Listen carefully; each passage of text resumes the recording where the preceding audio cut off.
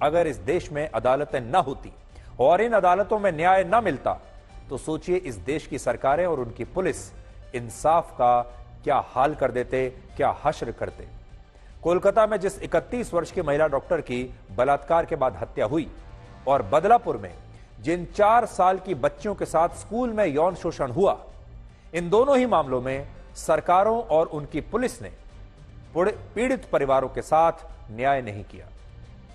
जिन राज्य सरकारों को इस देश के लोगों ने अपना वोट देकर चुना और यह सोचा था कि ये सरकारें उनके साथ इंसाफ करेंगी, उनके लिए काम करेंगी, उनके जीवन को सरल बनाएंगी, उन्हीं सरकारों ने इस जनता को इंसाफ के लिए भिखारी बना दिया और इन लोगों को एक एफआईआर के लिए भी दर दर के धक्के खाने पड़े, एक भिखारी की तरह इंसाफ मांगना पड़ा।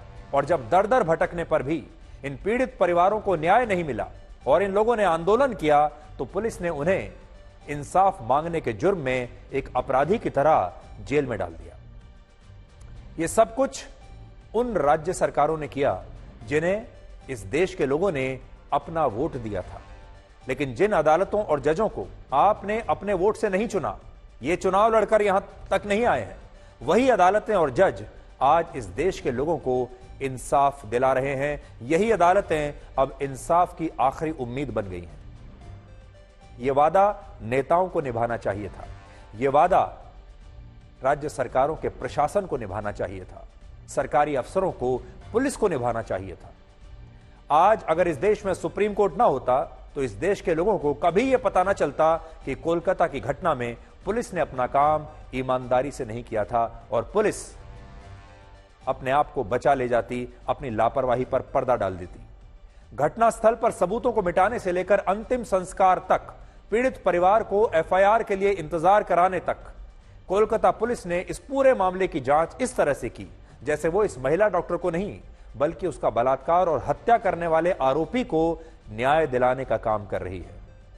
इसी तरह अगर बॉम्बे हाईकोर्ट ना होता तो बदलापुर की घटना में उन 2 मासूम बच्चियों को कभी इंसाफ ना मिलता, जिन्हें एफआईआर दर्ज करने के लिए महाराष्ट्र की सरकार, महाराष्ट्र की पुलिस ने 12 घंटों तक पुलिस स्टेशन में अपराधियों की तरह बैठा कर रखा, भिखारियों की तरह दर दर भटकाया और बाद में इंसाफ के लिए आंदोलन करने पर 40 लोगों को गिरफ्तार भी कर लिया।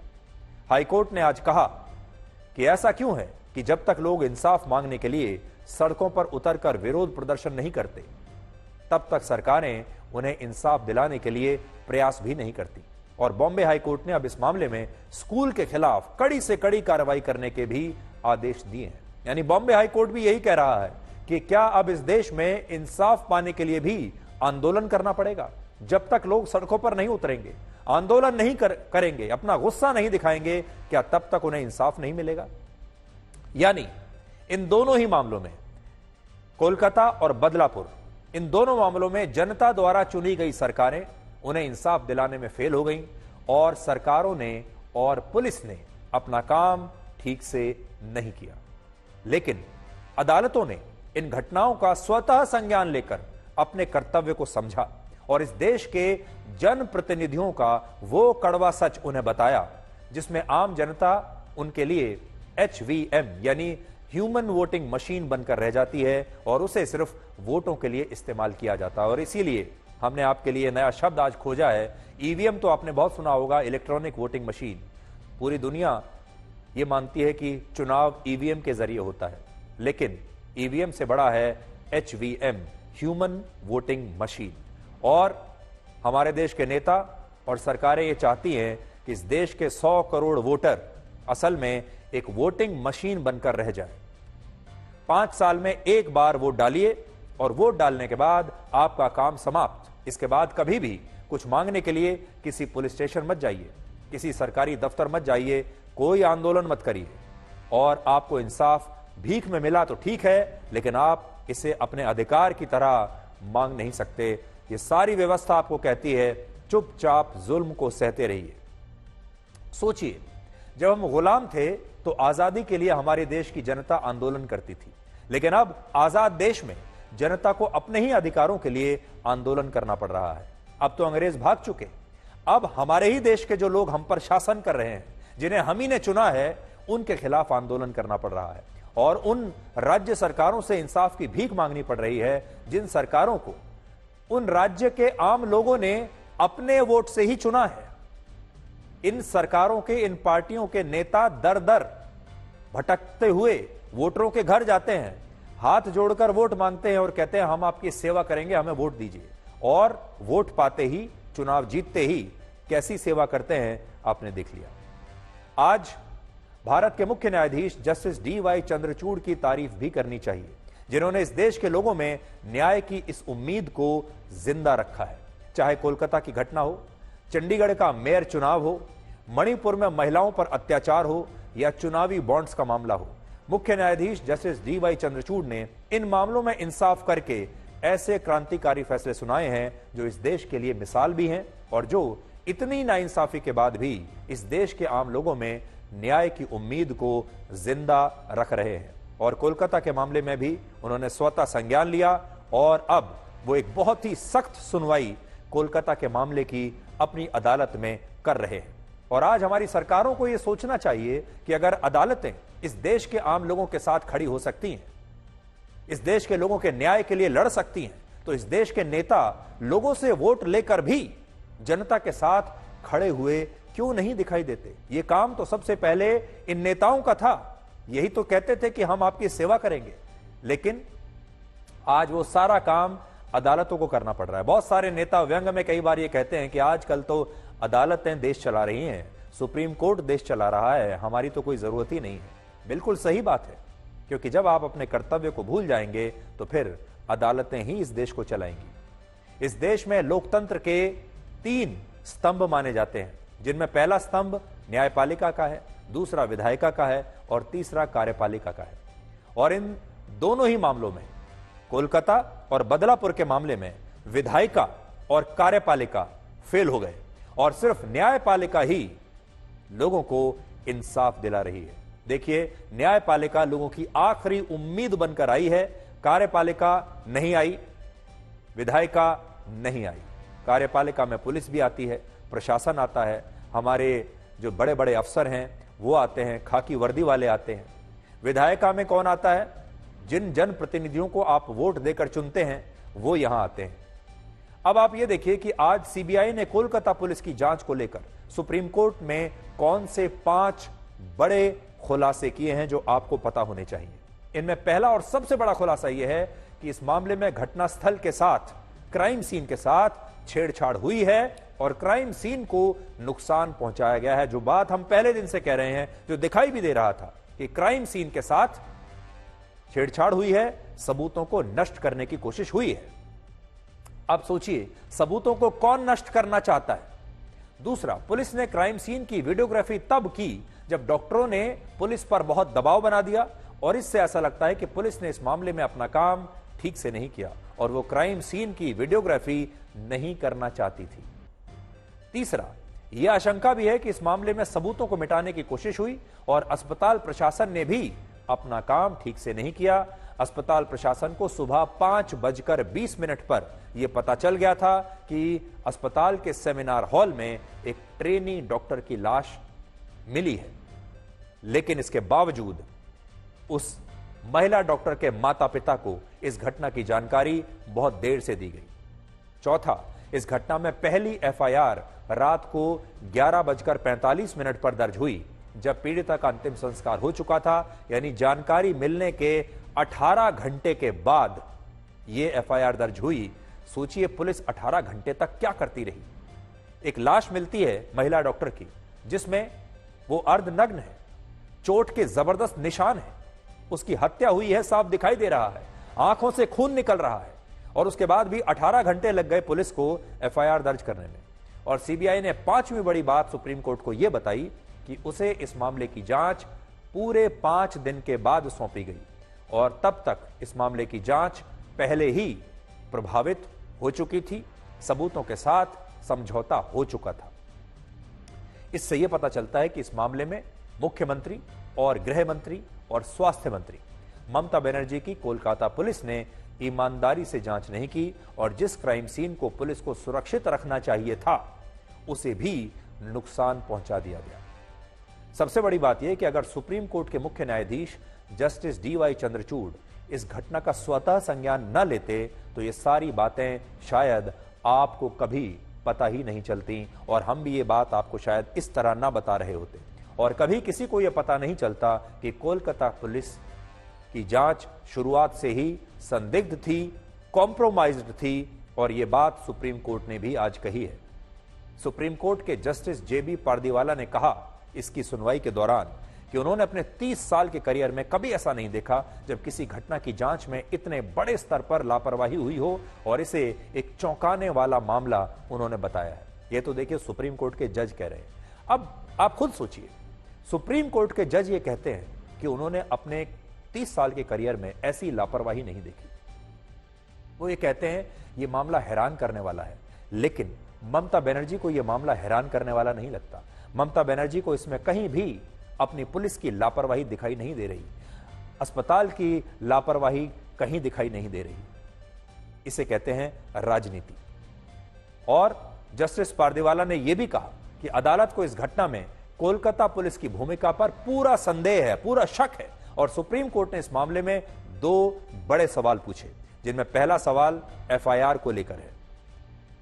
सुप्रीम कोर्ट का कहना है कि जब पुलिस को इस घटना की पहली सूचना 9 अगस्त को सुबह 5:20 पर मिली तो उसने पहली एफआईआर रात को 11:45 पर क्यों दर्ज की और पुलिस 18 घंटे तक क्या करती रही। इन आरोपों पर कोलकाता पुलिस के वकील, पश्चिम बंगाल सरकार के वकील कहना ठीक होगा, पश्चिम बंगाल सरकार के वकील कपिल सिब्बल ने कहा कि पीड़ित डॉक्टर के माता पिता खुद ही चाहते थे कि इस मामले में एफआईआर दर्ज न की जाए, लेकिन सीबीआई का कहना था कि कोलकाता पुलिस का यह दावा गलत है क्योंकि एफआईआर अस्पताल प्रशासन ने नहीं बल्कि पीड़ित के पिता ने खुद दर्ज करवाई।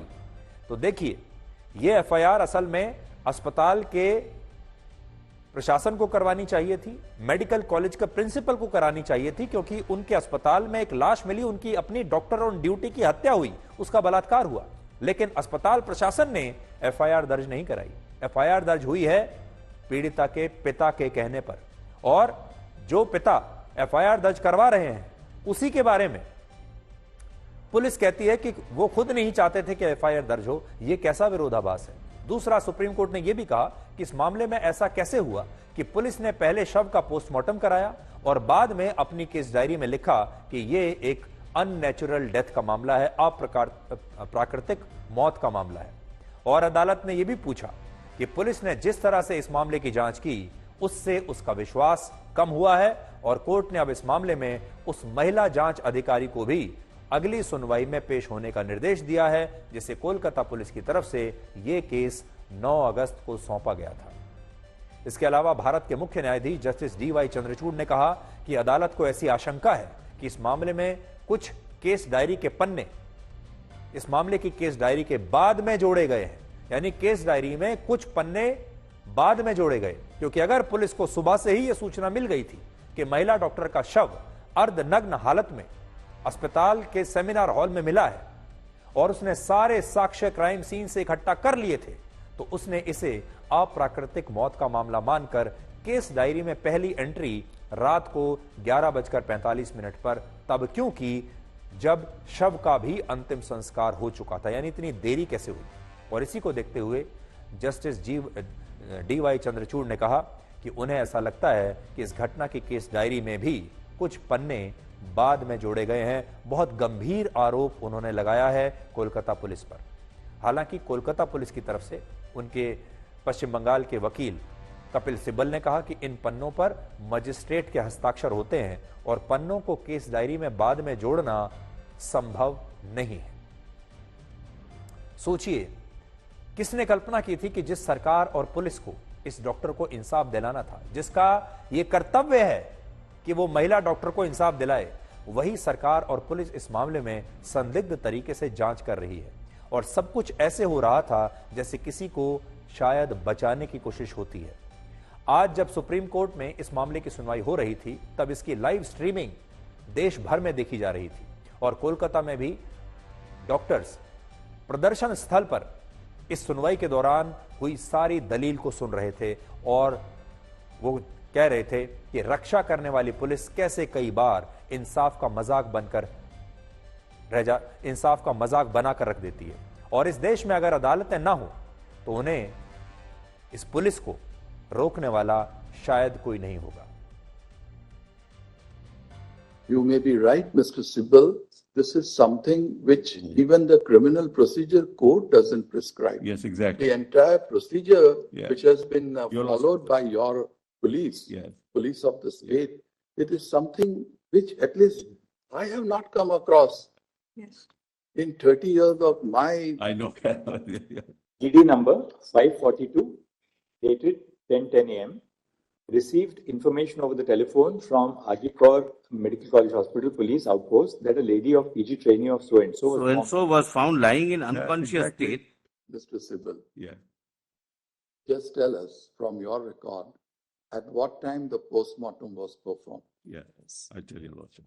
From your record. Yes, yes. That is for the time being 6:10 to 7:10 p.m. in the evening, Yes. correct? Correct. When you are taking the dead body Yes. for the purpose of performing postmortem, Yes.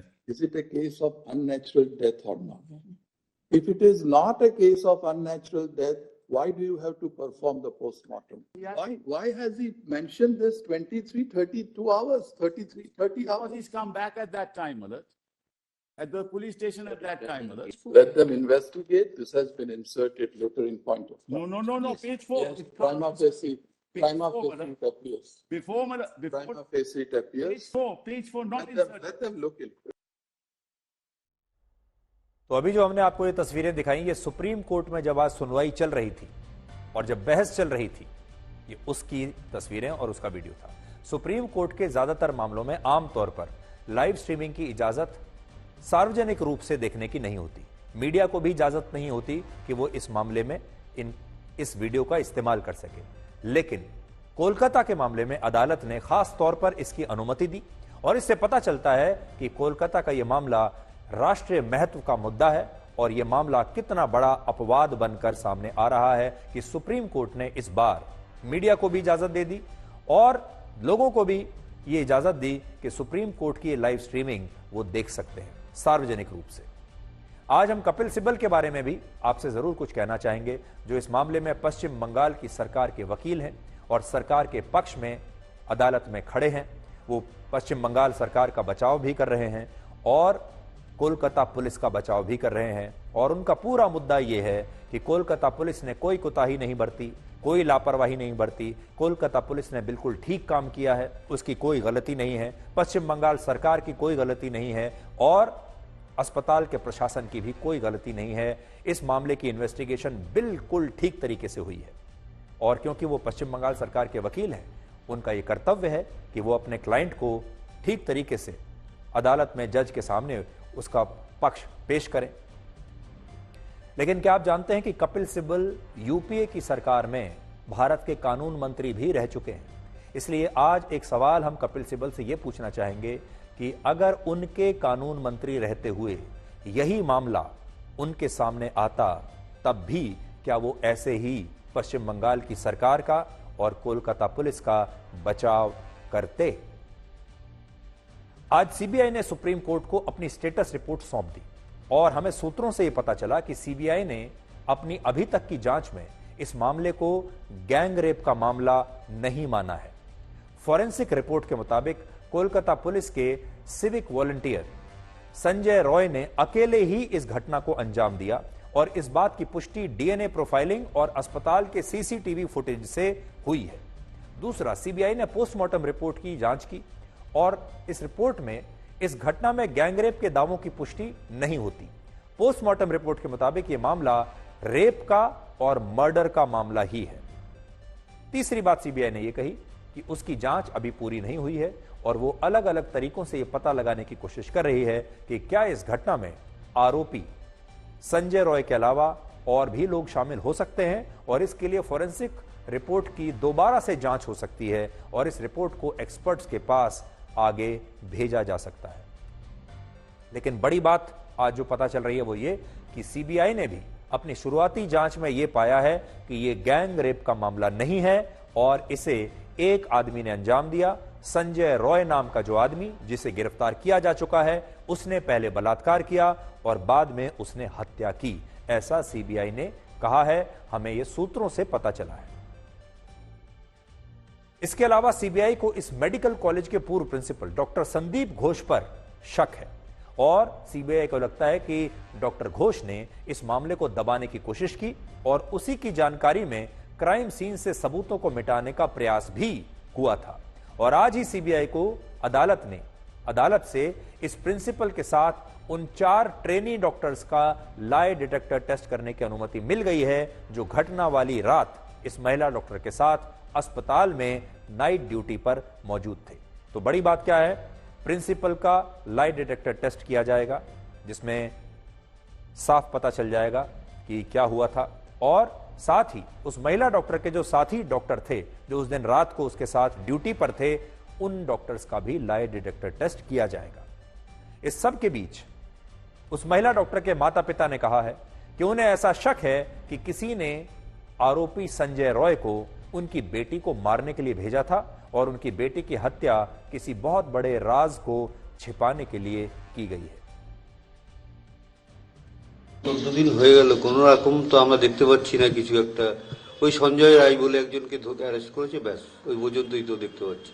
তারপরে যে এই যে প্রক্রিয়ার যে কোনো result আমরা এখনো পাইনি, তার এরকম কোনো কথা বলতে এমনিতেই কোনো বিষয়টা সম্বন্ধে আমরা জানতামই না। আর কলেজ ডিপার্টমেন্টকে তো আমরা প্রথম থেকেই দায়ী করে আসছি এবং যারা এর সঙ্গে যুক্ত তারা কলেজের ভেতরেরই যে লোকজন, আমাদের ধারণা কি, কারণ বাইরে থেকে কেউ উড়ে এসে এই কাজটা করেনি। সঞ্জয় যদি করে থাকে তাকে কেউ নিয়োগ করা হয়েছে। এতক্ষণ ধরে কোনো কথা প্রিন্সিপাল তো এসে বলেননি যে এর জন্য আমি দুঃখিত বা চেষ্টা করছি দেখি কি করা যায়। কোনো আজ পর্যন্ত কেউ আমাদের সঙ্গে কলেজ থেকে এখনো যোগাযোগ। তো আমাকে সবকিছু বলতো, উনি নাকি টাকা নিয়ে ফেল করিয়ে দেন এবং মেয়ে বাবাকে বলতো, বাপি আমি যে ওখানে আছি এটা কাউকে বলবে না, কাউকে ভর্তি করিয়ে দিতে আমি পারবো না, তাহলে আমাকে ফেল করিয়ে দেবে। আমরা তো গিয়ে ফার্স্ট আগে মেয়েটাকে দেখবো এই অবস্থা তো ভাবতে পারিনি। আমি বারবার পুলিশকে মানে বলেছি আমাদের মেয়েটাকে দেখতে দিন, দেখতে দেয়নি। কোথাও কি একটা তাড়াহুড়ো ছিল সবকিছু? দহন করার জন্য একটা তাড়াহুড়ো ছিল। সেদিন খুব তাড়াহুড়া ছিল ওদের, খুব তাড়াহুড়া না, এবং ও বুঝতে পারেনি। সেদিন ও খুব হাসি খুশি ছিল। 11টা 15-তে যখন আমাকে ফোন করেছে খুব হাসি খুশি ছিল। মা আমাদের খাবার এসে গেছে, আমরা খেয়ে নেব, তোমরা তাড়াতাড়ি খেয়ে বাবাকে ওষুধ দিও, ঘুমিয়ে পড়ো। এবং অন্যদিন পরে ফোন করে, সেদিন আর ফোন করেনি পরে। এবং আমি বুঝতেও পারিনি হয়তো আমার মেয়েটা ঘুমের মধ্যে কত মা মা বলে চিৎকার করেছে, সেই কানটা আমার কানেও এসে পৌঁছায়নি। আমার মেয়েটা চলে গেছে।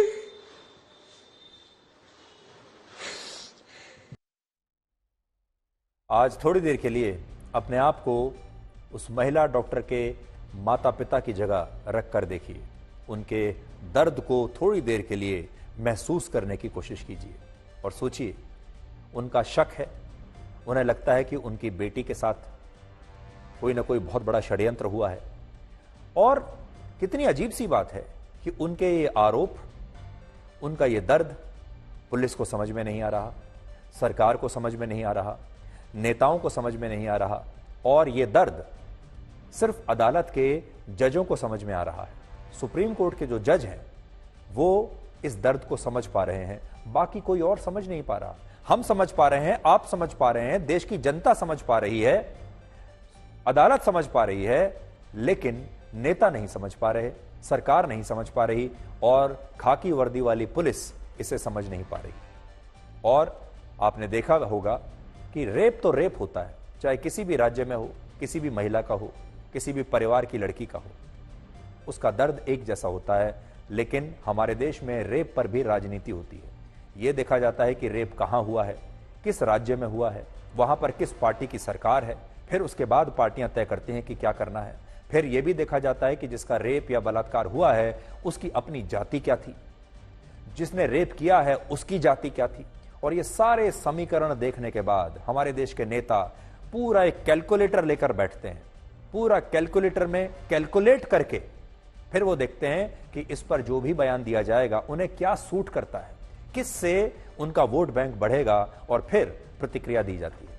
क्यों नहीं ऐसा होता कि कहीं रेप कहीं भी हो, उसमें आपकी प्रतिक्रिया वैसी ही होनी चाहिए जैसी आज सुप्रीम कोर्ट की थी।